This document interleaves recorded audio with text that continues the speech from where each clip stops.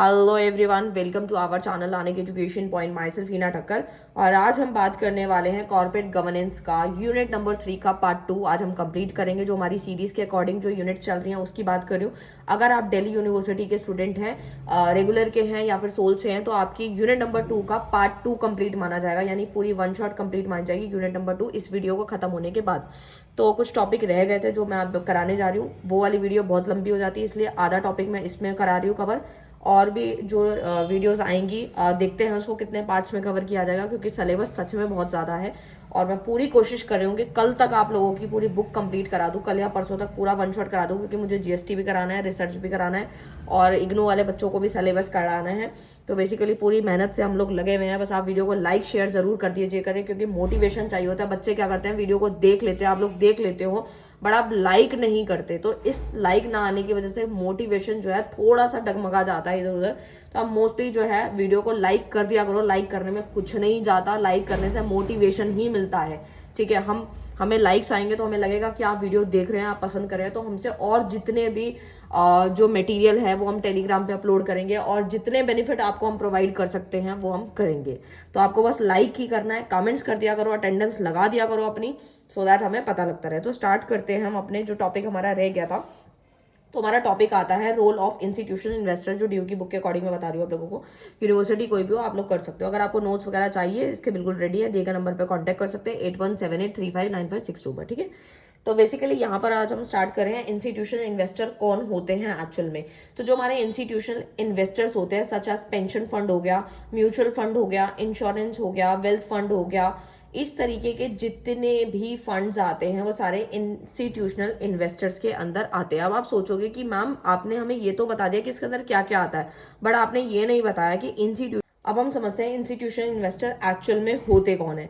तो देखो भाई, इंस्टीट्यूशनल इन्वेस्टर में आता है who arise collectively fund of different people और लीगल एंटिटीज। यानी कि ये जो फंड अराइज किया जाता है वो कहाँ से अराइज होता है, यानी कि फंड को इकट्ठा किया जाता है, कलेक्ट किया जाता है। कहाँ से कलेक्ट किया जाता है? डिफरेंट पीपल से, अलग अलग लोगों से या फिर किसी लीगल एंटिटी से इकट्ठा किया जाता है। ठीक है, तो उसे हम क्या बोलते हैं? इंस्टीट्यूशनल इन्वेस्टर्स बोलते हैं। जैसे कि इसमें एग्जांपल क्या आता है? पेंशन फंड आता है, इंश्योरेंस कंपनीज आते हैं, म्यूचुअल फंड्स आते हैं। तो आप देखेंगे इसमें छोटे छोटे अमाउंट में जब हम लोग पैसा इकट्ठा करते रहते हैं, जैसे म्यूचुअल फंड हो गया, इंश्योरेंस कंपनीज हो गया, धीरे धीरे धीरे छोटी छोटी किस्तों में जब पैसा कंपनी इकट्ठा करती रहती है तो उसको हम लोग क्या बोलते हैं? इंस्टीट्यूशनल इन्वेस्टर का नाम दे देते हैं। ठीक है, जिसके अंदर क्या क्या आता है? हमारे mutual fund, insurance, wealth fund है। Fund carry considerable influence in the corporate governance, और ये हमारे कहीं ना कहीं ये फंड हमारे कॉर्पोरेट गवर्नेंस को इन्फ्लुएंस करती है। Such organisation manage large amount of fund, और इस तरीके की जितनी भी ऑर्गेनाइजेशन होती हैं वो मैनेज करती हैं large amount of fund and on considerable share of publicly traded corporation, thus hold great power concerning the decision of corporate board and management. और ये इस तरीके से फंड को इकट्ठा करते हैं और रिटर्न वगैरह टाइम टू टाइम पे करते रहते हैं, और जो भी बेनिफिट सर्विसेज है वो प्रोवाइड करते रहते हैं। लेकिन धीरे धीरे हम ये बोल सकते हैं कि जो इंस्टीट्यूशनल इन्वेस्टर होते हैं उसके अंदर फंड को इकट्ठा किया जाता है, थोड़ा थोड़ा करके बहुत सारे पैसे को इकट्ठा कर लिया जाता है। यानी कि अगर हम बात करें एक बहुत बड़े एक एरिया की, ठीक है, उस एरिया में पैसे डालते जाओ डालते जाओ डालते जाओ और इकट्ठा करते जाओ। ठीक है, तो उसमें ये सारी तरीके से पैसे आ जाते हैं। तो अब इसका फंक्शन क्या है सीजी के अंदर? फंक्शन ऑफ सीजी क्या है? तो भाई इससे होता क्या है? इससे हमारा कॉर्पोरेट अकाउंट जो होता है वो इम्प्रूव होता है। तो अब आप सोचोगे इससे कैसे इम्प्रूव हो सकता है? तो देखो भाई, मैं आप लोगों को बताना चाहती हूँ कि यहाँ पर बताया गया है कि आप लोगों के 4 पॉइंट्स बताए गए हैं फंक्शन में। कि सबसे पहले तो बताया गया है आपका इम्प्रूविंग कॉर्पोरेट अकाउंटेबिलिटी। ठीक है, तो भाई अकाउंटेबिलिटी की अगर हम बात करें तो किस तरीके से काम करता है ये? Institution investor can impose external limit on the power of management of the board of director. They are able through active monitoring कर सकते हैं, एसेंटेन करते हैं that top management take accountability, यानी जो हमारा टॉप मैनेजमेंट होता है वो अकाउंटेबिलिटी फॉर इट्स डिसीजन, यानी कि उसको जवाबदेही होता है, डिसीजन ले सकता है, अपनी परफॉर्मेंस को बढ़ा सकता है। Institutional investor are the best position to upraise the corporate governance system in the place at the corporation and act when management does not serve in the interest of shareholder। ठीक है, तो basically हमारी क्या होती है? Corporate की जो accountability है वो इन्हांस होती है, इंप्रूव होती है। नेक्स्ट आता है इन्हांसिंग बोर्ड ओवरसाइट। इसमें क्या होता है? Institutional investor can request change to the structure of the board. जैसे क्या होता है, जो हमारे इंस्टीट्यूशनल इन्वेस्टर्स होते हैं वो रिक्वेस्ट करते हैं, रिक्वेस्ट चेंज करो। क्या चेंज करो? स्ट्रक्चर चेंज करो बोर्ड का। जैसे कि इंडिपेंडेंट डायरेक्टर हो गया, बोर्ड की डाइवर्सिटी हो गई, सेपरेशन ऑफ सीईओ हो गया, चेयरमैन के रूल्स बदलने को कहता है। कौन कहता है? इंस्टीट्यूशनल इन्वेस्टर, ठीक है। क्योंकि बेसिकली क्या होता है, यहाँ पे फंड इकट्ठा होता है, जब फंड आ जाता है तो बहुत सारी चीजें हो पाती हैं। तो इंडिपेंडेंट डायरेक्टर में मेजोरिटी जब इकट्ठी हो जाती है तो वो होता है बोर्ड डाइवर्सिटी पे बात होती है, यानी जेंडर डाइवर्सिटी बोर्ड हो गया, diversity in area of expertise of board director is prefer to encourage innovation, यानी वो बोलते हैं कि बोर्ड डायरेक्टर जो होते हैं वो ऐसे हायर करो जिसमें एक्सपर्टीज होनी चाहिए, ताकि हमारे जो इनोवेशन है, डिसीजन मेकिंग है, उसमें काफी इंकरेज देखने को मिल सके। नेक्स्ट आता है प्रॉक्सी वोटिंग। ये मैंने कल भी आप लोगों को जो लास्ट वीडियो दी थी उसमें पढ़ाया था। प्रॉक्सी वोटिंग में आप लोगों को पता है एजीएम होता है, एनुअल जनरल मीटिंग के अंदर वोट्स वगैरह होते हैं, वही है हमारा प्रॉक्सी वोटिंग। यानी कि प्रॉक्सी वोटिंग में क्या होता है? Practice where institution investor interest are exercise during AGM to vote on various issues. जो तरह तरह के इश्यूज होते हैं कंपनी में, तो एजीएम क्या, एक मीटिंग होती है, ठीक है। प्रॉक्सी वोटिंग वो है। साथ ही साथ institution investor vote on various matter पे वो लोग वोट करते हैं, जैसे कि सिलेक्शन ऑफ बोर्ड मेंबर का कोई सिलेक्शन करना है प्रॉक्सी वोटिंग के अंदर, मैनेजमेंट रेमुनेशन है, मर्जर है, इक्विजिशन है, डिविडेंड है, इन सब पे ये बात करता है। नेक्स्ट आता है शेयर होल्डर एक्टिज्म। ये तो मैंने काफी डिटेल में कराया था, फिर दोबारा से समझा देती हूँ। शेयर होल्डर एक्टिज्म क्या होता है? तो शेयर होल्डर एक्टिज्म वो होता है जो अपनी कंपनी पे दबाव बनाए रहता है, प्रेशर बनाए रखता है कि हमारी मांगे पूरी करो, या किसी के साथ धोखाधड़ी होती है तो उसके लिए आवाज उठा देता है। जैसे मैंने कल भी आपको डिटेल में बताया था, कहीं धुआं निकल रहा है या फिर कहीं भी पानी बह रहा है, कूड़ा पड़ा हुआ है, तरह तरह की चीजें, या उनको अच्छे से रिटर्न नहीं मिल रहा शेयर होल्डर को, तो हर गलत चीज के ऊपर ये आवाज उठाता है शेयर होल्डर एक्टिज्म, ठीक है। अपने साथ साथ दूसरे के हित में भी बोलता है शेयर होल्डर एक्टिज्म, ठीक है। तो उस तरीके से शेयर होल्डर के प्रपोजल को फिल करना, प्रॉक्सी बैटल पढ़ाया था, एंगेजमेंट विद मैनेजमेंट, वही सारे पॉइंट्स हैं जो मैं आपको ऑलरेडी पढ़ा चुकी हूँ। तो आपने को जो मैंने पढ़ाया था वही आप यहाँ पे लिख सकते हो। कुछ चैलेंजेस देखने को यहाँ पे मिल जाते हैं आप लोगों को, जो मैं आपको पढ़ाने जा रही हूँ, ठीक है। तो चैलेंजेस पे एक बार हम बात करेंगे। तो चैलेंजेस एंड क्रिटिसिज्म्स बताने जा रही हूँ आप लोगों को मैं, जिसमें सबसे पहला आता है कन्फ्लिक्ट ऑफ इंटरेस्ट, ठीक है। और इससे पहले के जो पॉइंट्स हैं वो भी आप लोगों को पढ़ा दिए गए हैं, जैसे पेंशन फंड, म्यूचुअल फंड्स के बारे में डिटेल में दिया, ये आप लोगों को ऑलरेडी पता ही होगा, ठीक है। तो बेसिकली चैलेंजेस एंड क्रिटिसिज्म्स के बारे में बात करें तो सबसे पहला आता है आपका कन्फ्लिक्ट ऑफ इंटरेस्ट। इसमें क्यों आता है, ठीक है, क्योंकि ये जो चैलेंजेस दिए गए हैं एंड क्रिटिसिज्म्स जो दिए गए हैं वो है इंस्टीट्यूशनल इन्वेस्टर इन्फ्लुएंस, ठीक है, आई।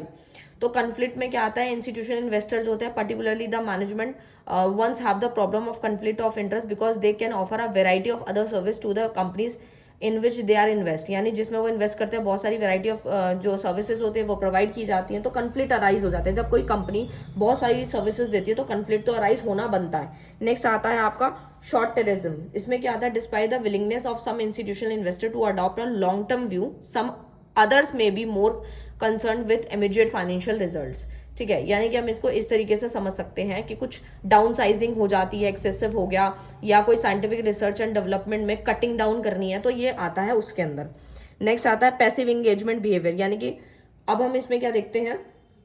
पैसिव एंगेजमेंट में देखने को मिलता है कि जो बहुत सारे इंस्टीट्यूशन इन्वेस्टर्स होते हैं tend to when it's come to the issues of corporate governance, यानी सीजी में कुछ इश्यूज जब आते हैं तो ये particularly true for the situation where they can take hand off approach and do not actively engage in the decision making and implementation. कई बार क्या होता है कि एक्टिवली पार्टिसिपेट नहीं भी करते, ठीक है। तो ये कुछ तरीके के चैलेंजेस हैं जो कि यहाँ देखने को मिलते हैं। ऐसे ही कुछ बिहेवियर के बारे में बताया गया। Institutional investor may also exhibit herd behaviour characteristic where they are immediate other institution making certain corporate governance decision rather than independently evaluating the situation, ठीक है। तो कई बार दिक्कतें इतनी बढ़ जाती हैं कि वो चैलेंज ऐसा आ जाता है कि वो खुद ना सॉल्व करके दूसरे पे बर्डन शिफ्ट कर देते हैं, ठीक है। तो ये इस तरीके से था। नेक्स्ट की अगर हम बात करें तो नेक्स्ट आ जाता है हमारा क्लास एक्शन सूट। ये भी हम ऑलरेडी पढ़ चुके हैं, बट स्टिल मैं आपको दोबारा पढ़ाना चाहती हूँ, उसको थोड़ा सा बता देती हूँ। ये होता है, आप लोगों को बस ये समझना है जो हमने अभी काफ़ी सारे कॉन्सेप्ट समझे थे। तो एक आता है क्लास एक्शन सूट, जिसमें होता है सेल्फ के लिए लड़ाई है। जैसे कि शेयर होल्डर एक्टिज्म क्या करता था, ये थोड़ा टॉपिक उसी के जैसा लगेगा बट थोड़ा डिफर है ये। यानी जो शेयर होल्डर जो एक्टिज्म था वो सबके हित में बोलता है, ठीक है। किसी के साथ गलत होता है कंपनी में तो वो आवाज उठा देता है, कुछ गलत होता है आवाज उठा देता है, ठीक है। बट क्लास एक्शन सूट में क्या होता है, वो खुद के लिए लड़ाई लड़ता है रिलेटेड टू फाइनेंस या अदर मैटर्स, ठीक है। तो वो लेकिन उसके अपने फायदे के लिए होनी चाहिए। मैं एक डेफिनेशन दोबारा पढ़ के सुनाती हूँ। Class action suit can be defined as a suit in which one और more person called the plaintiff sue, ठीक है, a corporation on behalf of a large number of other people who wants to join in, ठीक है। तो basically class action suit क्या करता है, एक लीगल कंप्लेन होती है made by group of persons होती है with the same complain against a corporation. यानी हम सिंपल भाषा में समझे तो क्लास एक्शन सूट बोलता है कि इन्वॉल्व करता है लीगल कंप्लेन होती है, कोई इलीगल नहीं होती, लीगल कंप्लेन होती है made by a group of person, यानी बहुत सारे ग्रुप ऑफ पर्सन के द्वारा होती है और सेम कंप्लेन अगेंस्ट होती है कॉर्पोरेशन के खिलाफ, तो उसे हम क्लास एक्शन सूट बोलते हैं। Speaking in terms of corporate law, such battles are the important insuring that corporation are answerable in the act of wrong doing और केयरलेस। कोई भी चीज केयरलेस ब्रीच हो गया, रॉन्ग डूइंग कर दी, तो उसके जो है हित में आंसर देना पड़ेगा, ठीक है ना। और अगर ये सूट नहीं होता तो कोर्ट भी बंदा जा सकता है, ठीक है। नेक्स्ट आता है इसके रूल्स हैं कुछ चीज सीजी के अंदर। अगर हम बात करें तो सीजी की बात करें तो वो आता है सबसे पहला होल्डिंग, ठीक है। तो देख सकते हो होल्डिंग मैनेजमेंट अकाउंटेबल है, इनकरेजिंग है, ठीक है। इस तरीके से कुछ यहाँ पे आप लोगों के यहाँ पे रूल्स वगैरह प्रोवाइड किए गए हैं कॉर्पोरेट गवर्नेंस के अंदर, ठीक है। तो मैं बात करती हूँ सबसे पहले मैनेजमेंट होल्डिंग के बारे में, ठीक है। मैनेजमेंट होल्डिंग यानी अकाउंटेबल होना चाहिए, यानी class action litigation are use in instrument for making sure that corporate executive and the board of director are held accountable for decision, यानी कि वो जवाबदेही होंगे, कौन, corporate executive and board of director, ठीक है, उनको जवाब देना पड़ेगा। नेक्स्ट आता है इनकरेजिंग ट्रांसपेरेंसी एंड डिस्क्लोजर। भाई जाहिर सी बात है कि जब ये सारी चीजें हो रही हैं आवाज उठाने के लिए, शेयर होल्डर एक्टिज्म भी है, क्लास एक्शन सूट भी है, बहुत सारे पर्संस भी हैं, तो क्यों ना हमें चीज़ों को हाइड करना है, हमें ट्रांसपेरेंसी रखनी है, यानी कुछ भी डिस्क्लोज नहीं करना जो कि लीगल है। हमें अपनी इन्फॉर्मेशन जो है शेयर होल्डर्स तक पहुंचानी होती है, जो भी देनी है इन्फॉर्मेशन जिसको, उसमें ट्रांसपेरेंसी होनी चाहिए, डिस्क्लोजर होना चाहिए, कुछ भी चीज़ हाइड नहीं होनी चाहिए। नेक्स्ट आता है कॉर्पोरेट रॉन्ग डूइंग। अगर कोई भी चीज़ गलत हो जाती है, ठीक है, तो भी फ्रॉड का केस बनता है, ठीक है। कोई भी कानून हम तोड़ते हैं तो उसमें भी दिक्कतें बनती हैं, ठीक है। तो उससे हमें निपटने के लिए ये जो कॉर्पोरेट रॉन्ग डूइंग है उसके ऊपर एक पॉइंट बनाया गया है, enhance right of share holder. इससे क्या होता है कि हमारे जो शेयर होल्डर का अधिकार है वो भी इनहांस होता है। कैसे इनहांस होता है भाई, क्लास एक्शन सूट है, जो ग्रुप ऑफ पर्संस है, जब वो काम कर रहे हैं, यानी कि वो बोल रहे हैं कि ऐसा नहीं होना चाहिए या कोई गलत चीज नहीं होनी चाहिए, ठीक है, कोई भी ब्रीच ऑफ कॉन्ट्रैक्ट नहीं होना चाहिए, कुछ भी नहीं होना चाहिए, तो भाई इससे क्या हो रहा है, शेयर होल्डर का जो राइट है वो इनहांस हो रहा है ना, उसको बढ़ावा मिल रहा है। आई होप आपको क्लियर है। नेक्स्ट आते हैं उसके कुछ बेनिफिट्स की बात कर लेते हैं। इसमें आता है justice of minority share holder, यानी कि आपको पता ही है माइनॉरिटी जो शेयर होल्डर है उनको जस्टिस मिल जाती है, क्योंकि बेनिफिट तो है ही है इस चीज का, किसका, क्लास सूट का। सॉल्व आपका यहाँ पे बताया गया लार्ज स्केल प्रॉब्लम, जो बड़ी बड़ी जो स्केल लार्ज स्केल की जो प्रॉब्लम्स होती हैं वो भी यहाँ सॉल्व हो जाती हैं, किसकी वजह से, क्लास सूट एक्शन की वजह से। लॉन्ग टर्म सेक्टर भी इंप्रूव होता है, क्योंकि डे बाय डे चीज़ें जब पता है कि कोई ना कोई कंपनी में बोलेगा या फिर हमारे गलत चीज़ को ऊपर आवाज़ उठाई जाएगी, तो इससे क्या होता है, जो हमारा लंबे समय का जो सेक्टर होता है वो भी डे बाय डे जो है वो इम्प्रूव होता रहता है। लिमिटेशन क्या है, बुराइयां क्या है, जी हाँ इसकी बुराई हो सकती है, जी हाँ जब शेयर होल्डर एक्टिज्म की हो सकती है तो क्लास सूट एक्शन की क्यों नहीं हो सकती। तो लिमिटेशन के ऊपर हम लोग एक बार बात कर लेते हैं। तो लिमिटेशन में सबसे पहला पॉइंट हमारा आता है cost implementation to the corporation. When companies are confronted with are class action suit, they are faced with heavy legal proceeding, cost and settlement. भाई अगर कोई दिक्कतें आ जाती है तो उसमें बहुत सारी कॉस्ट एंड सेटलमेंट में काफ़ी खर्चा हो जाता है, जिससे कॉस्ट का इम्प्लीमेंटेशन बढ़ जाता है और पैसा भी खर्च होने लगता है। नेक्स्ट आता है अपॉर्चुनिटी फॉर मिस यूज। इसमें क्या होता है, in the opinion of some criticising आता है अपॉर्चुनिटी ऑफ मिस यूज। इसमें क्या होता है, काफ़ी सारी चीज़ें मिसयूज हो जाती हैं, जैसे कि अगर मैं बात करूं, यहाँ पे बताया गया है, in the opinion of some critics class action suit are often filed and useful attempt the allow law and firm to make large amount of cash without securing anything to the class action member, है ना। तो result क्या निकल के आता है भाई, most of the money from the settlement will be paid to the lawyer. बहुत सारी मनी जो है वो लॉयर्स तक पहुंच जाती है, क्योंकि भाई वो इतनी सारी चीजें हैंडल करेंगे तो अपनी फीस तो लेंगे ना, while very little will be given to those that actually experience the harm, ठीक है। तो आप समझ सकते हो यहाँ पे मिसयूज भी हो जाता है, काफी सारी इन्फॉर्मेशन भी लीक हो जाती है। नेक्स्ट आता है प्रॉन्च लिटिगेशन आता है। इसमें क्या बताया गया कि it is the customary for class action law suit to the take year to complete. काफी टाइम लग जाता है इसको फिलअप करने में, काफी साल लग जाते हैं, ये जो हमारी दिक्कतें होती हैं, while prolongs the state of the uncertainty for the plaintiff and the company. यानी कि अगर हम इसमें बात करें, जो हमारे लीगल के बेटर है इवेंचुअली वॉन बाय कॉर्पोरेशन, ठीक है। डिस्प्यूट वगैरह देखने को मिल जाते हैं, लड़ाई झगड़े देखने को मिल जाते हैं, एंड रेपुटेशन भी डैमेज हो जाती है, हमारी जो रेपुटेशन होती है वो भी गिर जाती है, ठीक है। क्योंकि अगर काफ़ी सारी दिक्कतें आएंगी तो इससे क्या होगा, कॉर्पोरेशन जो होता है manage to absolutely defend against the class action suit claim to negative scenario of the law suit will be direct effect on the company reputation. इससे क्या होता है कि हमारी जो कंपनी की जो रेपुटेशन है वो भी गिर जाती है, ठीक है, डाउन होने लगती है, जिससे कि शेयर होल्डर पे भी इफेक्ट आएगा। शेयर होल्डर पे आएगा तो मनी नहीं आएगी, फंड नहीं आएगा, फंड नहीं आएगा तो कंपनी नहीं चलेगी। तो इस तरीके की दिक्कतें यहाँ पे फेस। बात कर लेते हैं सीएसआर एंड कॉर्पोरेट गवर्नेंस का। ऐसे तो इसका डिफरेंस हम काफी डिटेल में कर चुके हैं, अगर आपने फर्स्ट चैप्टर अच्छे से समझा होगा तो इसमें बिल्कुल दिक्कत नहीं आएगी, ठीक है। तो जिन्होंने नहीं देखा वो जाके देख लेना, उसके बाद ये वीडियो देखना। सीएसआर एंड कॉर्पोरेट गवर्नेंस है, ठीक है। तो कॉर्पोरेट गवर्नेंस आप लोगों को ऑलरेडी बता चुकी हूँ मैं, एंड सीएसआर भी बता चुकी हूँ। अगर इसका डिफरेंस आता है तो भी आप बना के लिखना, मैं आपको समझा चुकी हूँ ऑलरेडी। तो सीएसआर में क्या होता है बेसिकली, फिर भी समझा रही हूँ। सीएसआर इज अ रिस्पॉन्सिबिलिटी, यानी कि कॉर्पोरेट सोशल रिस्पॉन्सिबिलिटी। पहले इसका मतलब समझा देती हूँ मैं आप लोगों को। कॉर्पोरेट सोशल रिस्पॉन्सिबिलिटी यानी कि जो हमारी कॉर्पोरेट की, यानी कि जो कंपनी है बेसिकली, उसकी कुछ समाज के प्रति कुछ जिम्मेदारियां होती हैं, वो तो होता है सीएसआर। और कॉर्पोरेट गवर्नेंस क्या है? कॉर्पोरेट गवर्नेंस मींस दैट कि आपकी कंपनी को किस तरीके से रूल्स रेगुलेशन पॉलिसीज बनानी है, सो दैट कंपनी जो है वो ढंग से चल पाए, ठीक है। कॉर्पोरेट मतलब कंपनी, और गवर्नेंस मतलब रूल रेगुलेशन किस तरीके से वो चलाएगी, मतलब ठीक है, रूल रेगुलेशन किस तरीके से फॉलो अप होंगे, ठीक है। तो आप सोच सकते हो कि जो हमारी जो जब भी कोई ऑर्गेनाइजेशन या कंपनी चल रही होती है तो उसके समाज के प्रति कुछ जिम्मेदारियां होती हैं, ठीक है। तो सीएसआर क्या बोलता है, सीएसआर के बारे में बता देती हूँ। सीएसआर इज अ रिस्पॉन्सिबिलिटी, एक जिम्मेदारी है that a company voluntary undertake towards the society. वही बात आगे, सोसाइटी के प्रति क्या है, एक जिम्मेदारी है। Such practices foster for sustainable development beyond its legal requirement. भाई जाहिर सी बात है, हम उनको क्या बताना चाहते हैं, it include campaigns that enhance society such as protecting the environment, ताकि वो इस तरीके से हमारी कुछ जिम्मेदारियां बनती हैं कि अगर आज हम कंपनी में से बहुत तरह तरह का वेस्ट निकाल रहे हैं, ठीक है, एयर पोल्यूशन, वाटर पोल्यूशन, हर तरीके का पोल्यूशन कर रहे हैं, तो इससे क्या होगा, मतलब सोसाइटी क्या ही सीख पा रही है, कुछ नहीं सीख पा रही, बल्कि हम उसको बदले में क्या दे रहे हैं, ठीक है, पोल्यूशन ही दे रहे हैं ना। तो हमें कुछ इस तरीके से कुछ कैंपेन्स चलाने हैं जिससे क्या हो, सोसाइटी इनहांस हो। इनहांस कैसे होती है, आप सोचेंगे जब वो इतना सारा वेस्ट पैदा कर रही है तो उनकी भी मजबूरी है कि उनको प्रोडक्शन करना है। भाई ठीक है, हमने मान लिया कि उनको प्रोडक्शन करना है, मैन्युफैक्चरिंग करनी है, बट जो हमने उनके लिए इतनी प्रॉब्लम्स क्रिएट करी हैं समाज के अंदर, तो कुछ फर्ज भी तो बनता है ना कि उसको बदले हम कुछ और रिटर्न में कुछ दे पाए।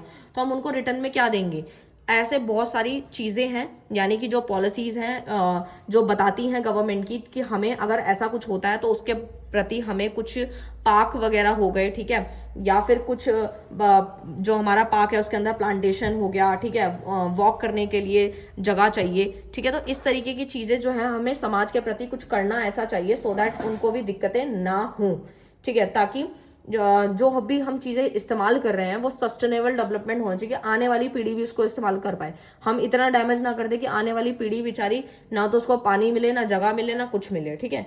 तो बेसिकली इट इंक्लूड, ये कैंपेन्स वगैरह चलाती है जिससे सोसाइटी इनहांस होती है, सच एज प्रोटेक्टिंग, ताकि अपने वातावरण को लेके प्रोटेक्शन हो। पेड़ वेड़ लगा दिए, पौधे लगाने के लिए कुछ कैंपेन्स चला दिए, कम्युनिटी को डेवलप करना, promoting fair labour and offering charity. अब आप सोचोगे कि क्या सिर्फ बगीचे बनाने से या पेड़ पौधे लगाने से बात बन जाएगी? जी नहीं, हमें यह भी बताया गया है, इसको हम सोशल रिस्पॉन्सिबिलिटी को हम इतने गहराई में पढ़ा चुकी हूँ मैं आपको क्लास 11th में, कि मैंने ये भी बताया था कि अगर हम अपनी ऑर्गेनाइजेशन के अंदर यहाँ पे कुछ कंपनी में काम कर रहे हैं तो हमें वर्कर को काम देना है, कि हमारा पड़ोसी है कोई और उसके पास बेचारे को खाने को पैसे नहीं है, तो हम उसकी मदद कैसे कर सकते हैं, ये बोल सकते हैं आजा भाई हमारी कंपनी में आके काम कर लियो, तुझे हम सैलरी दे देंगे। तो ये भी एक मदद हुई, यानी कि हमने समाज के बारे में, सोसाइटी के बारे में सोचा, यानी कम्युनिटी डेवलप करना, लेबर को प्रमोट करना, उसको अच्छा फेयर देना, यानी कि अगर कंपनी में 10 रुपए से 20 रुपए प्रॉफिट हो जाता है तो उसकी तनख्वाह भी बढ़ाना। ये नहीं कि उसका जूस निकालते रहें, जूस समझ गए ना मैं क्या बोलना चाहती हूँ, मतलब ये नहीं है कि हम उससे काम कराते जाए, अपना एक्स्ट्रा कुछ फेयर उसको नहीं दे रहे तो वो तो भागेगा ही। तो ये छोटी छोटी चीज़ों पर ध्यान देना है हमने, समझ गए होंगे आप, ठीक है। तो अब क्या रूल है इसका सीजी में, ठीक है, सीएसआर वगैरह का। तो सबसे पहला आता है भाई, जाहिर सी बात है, ट्रांसपेरेंसी होनी चाहिए। आपको फिर से वही वाले पॉइंट्स देखने को मिलेंगे, अब काफ़ी बार समझा चुकी हूँ मैं ट्रांसपेरेंसी क्या होता है। स्टेक होल्डर एंगेजमेंट होना बहुत इंपॉर्टेंट है, क्योंकि अगर गुड गवर्नेंस है तो हमारा क्या रोल बनता है सीएसआर का, कि शेयर होल्डर एंगेजमेंट भी होना चाहिए, स्टेक होल्डर होना चाहिए, यानी सारे लोगों को हर एक चीज़ की इन्फॉर्मेशन होनी चाहिए, कुछ भी हाइड नहीं होनी चाहिए। लीडरशिप और अकाउंटेबिलिटी, जवाबदेही होना चाहिए, और एज अ लीडर वर्क करना चाहिए। कौन? एज अ सीएसआर, ठीक है। ये हमारा लास्ट टॉपिक है, इसके बाद ये पूरा का पूरा वन शॉट कंप्लीट माना जाएगा। तो देखो भाई ये क्या है, गांधीयन ट्रस्टशिप जो होती है वो क्या है, पहले इसकी डेफिनेशन समझेंगे, उसके बाद इसको थोड़ा सा समझेंगे कि ये क्या कॉन्सेप्ट है।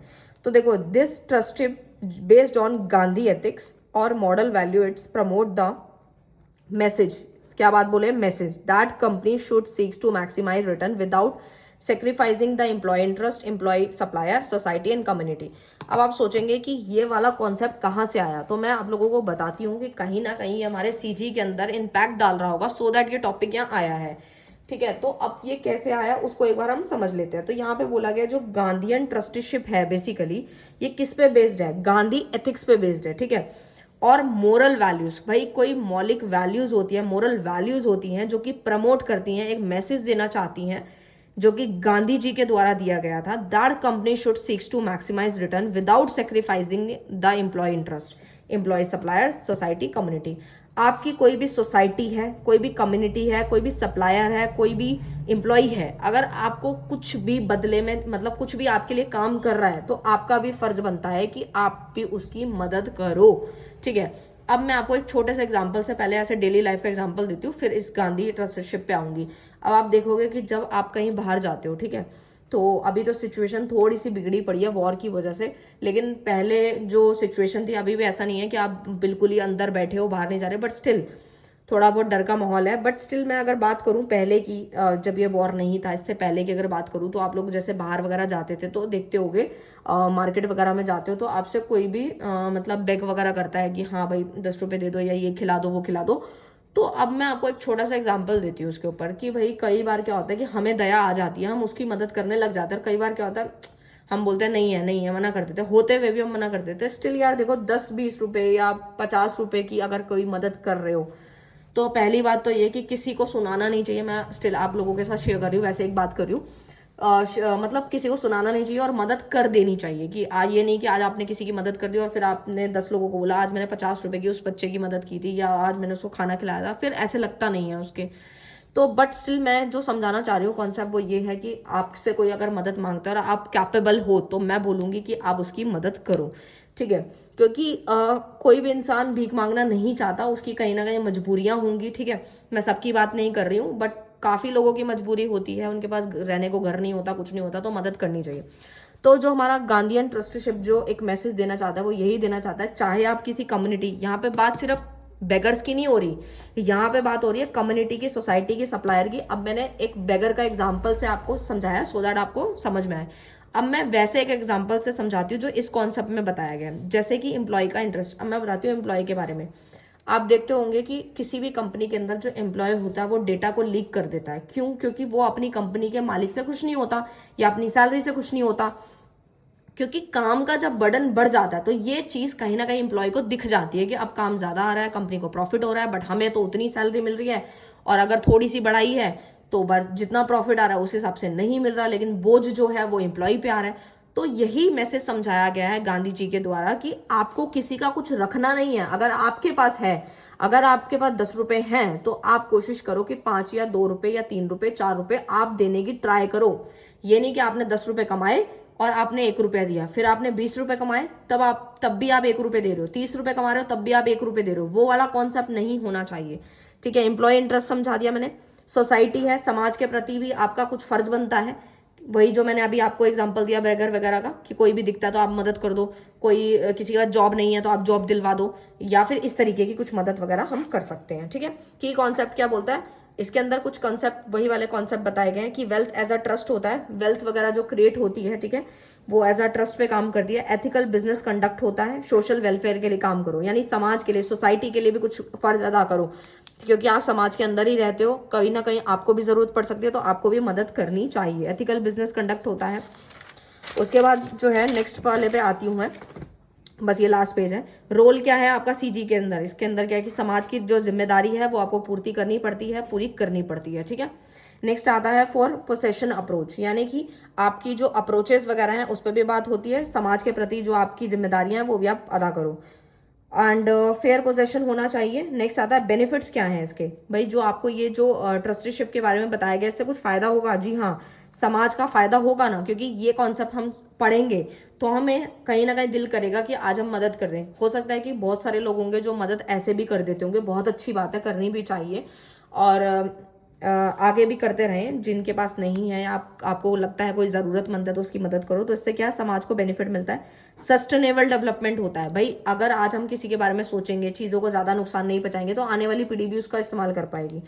इससे क्या होता है, कंपनी की रेपुटेशन भी इनहांस होती है, ये तो आप समझ गए होंगे। जॉब में सेटिस्फैक्शन होता है, एम्प्लॉयमेंट बना रहता है, यानी कंपनी के जो वर्कर हैं वो ज़्यादा छोड़ छाड़ के नहीं जाते, क्योंकि अगर हम टाइम टू टाइम उनको बोनस देते रहेंगे, ठीक है, और काफ़ी अदर बेनिफिट्स प्रोवाइड करते रहेंगे, तो कोई भी कंपनी से भागेगा नहीं। तो आप इसका बेस्ट एग्जाम्पल ले सकते हो, जैसे आप देखते हो एक डोमेस्टिक कंपनी होती है, उसमें मालिक जो है रो रो के पैसे निकालता है, ठीक है, सैलरी 5-5 6 साल में जरा जरा जरा सी बढ़ाता है। और यही एमएनसी में देखो कितनी अच्छी ग्रोथ है, एक्स्ट्रा बेनिफिट्स हैं, फ्लाइट टिकट्स मिल जाती हैं, होटल में बेनिफिट्स मिल जाता है, बुकिंग्स में बेनिफिट्स मिल जाता है। इसीलिए सारी दुनिया कहाँ भागती है, एमएनसी की तरफ भागना पसंद करती है। तो ये one of the best example था जो मैंने काफ़ी अच्छे से डिटेल में करा दिया। आपका वन शॉट चैप्टर यहीं कंप्लीट होता है। मिलेंगे अब नेक्स्ट चैप्टर के साथ, तब तक के लिए bye bye, thank you so much.